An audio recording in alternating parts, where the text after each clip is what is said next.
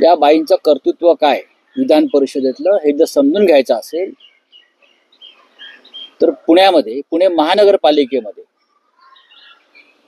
आमचे गटनेते होते अशोक हरनाळ म्हणून. त्यांची मुलाखत घ्या जाऊन.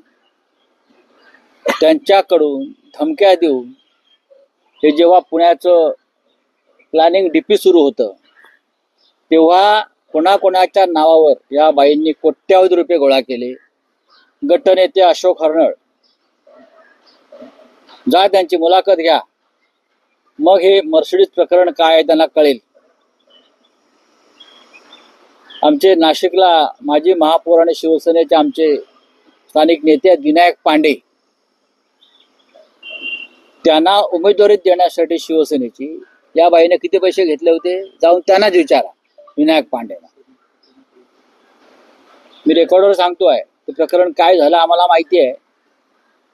विनायक पांडेने पैसे कसे वसूल केले या बाईकडून नंतर हे पण विनायक पांड्यांची, अशोक हरनाळ यांची मुलाखत घ्या. अजून तुम्हाला काही नावं देईन 2 दिवसांनी.